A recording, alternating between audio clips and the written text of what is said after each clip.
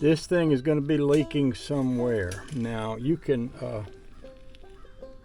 you used to be able to take this to someone who could repair a heater core.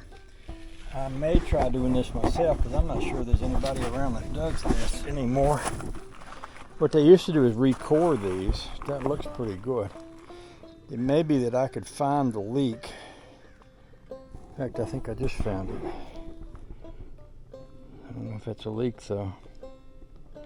What I can do, I believe that you can get a. What am I trying to think about? There's a way to pressurize water. There's several ways to do it. One would be to hook this to my car and run the radiator water through that. And I left my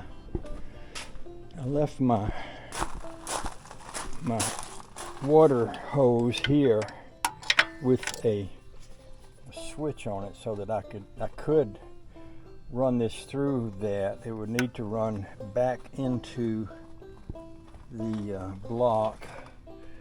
Actually, oh, that's interesting. I didn't notice that till just now, but that would run right underneath. Right there where I have the oil pressure gauge. Well, that's where that hose would need to run.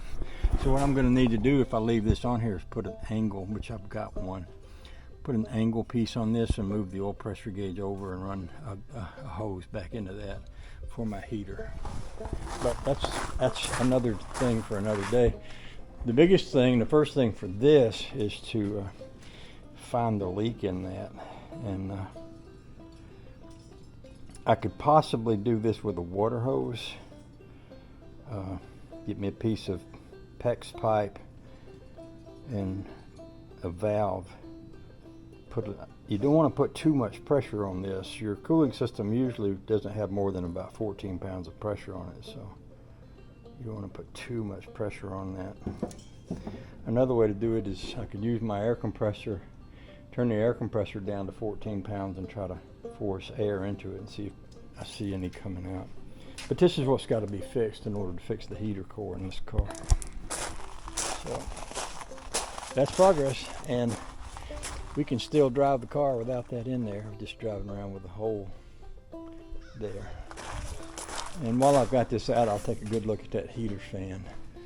So I wanted to leave the heater out so I could work on it at a later date, but I didn't really want a big hole for air to be rushing in. So I had a couple of these old tag plates.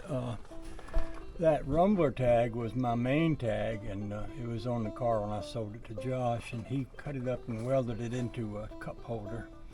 And I uncurled it and hammered it out.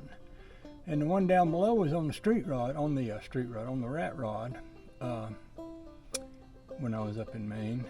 And Homemade was the name of our racing team back when we used to race up at Unity Raceway. 20 years ago, 30 years ago, many years ago. So I thought, well, that's handy. I'll put these two tag plates there to kind of remember those things by. And I did notice one thing. I was talking earlier about running my heater lines, and I realized that my nipple, don't be talking about my nipple that goes into my heater would go back into the manifold right there. Now it may be that I could cut the bolt off the bottom of that gauge and slip it under there, but it also may be I've got other little things like this that shoot off at an angle, and I might be able to bring this up and shoot it off at an angle so it comes up this way, and then get the hose to come in behind it and go over in there. So, but that's not an issue because right now I don't even have the heater in it, or the heater core. Well, it's in it, but it's in the trunk. Here's another thing I'm thinking about. All these wires. Why in the world couldn't and wouldn't I want to move all these wires and put them on the other side of the firewall so that you don't see them?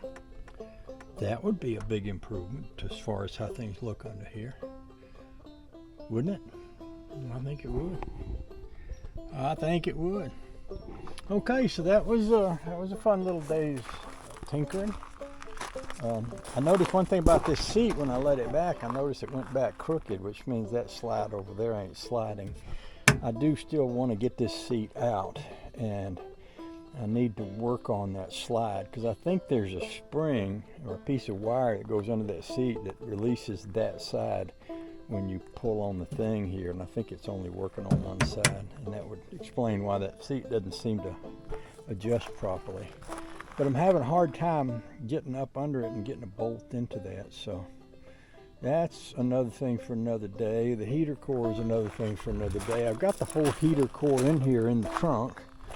The heater core, the motor, I got it wrapped up so I won't damage it. One day I'll get out here and we'll pressure check that core, see what we have to do to fix it. Because having a heater in a car is actually a good thing. So I probably want to come back and do that. And I left the dash out for now too, but I can very easily put all that stuff back once I get it repaired. So until then, I can drive it just like it is and be happy. Be very happy.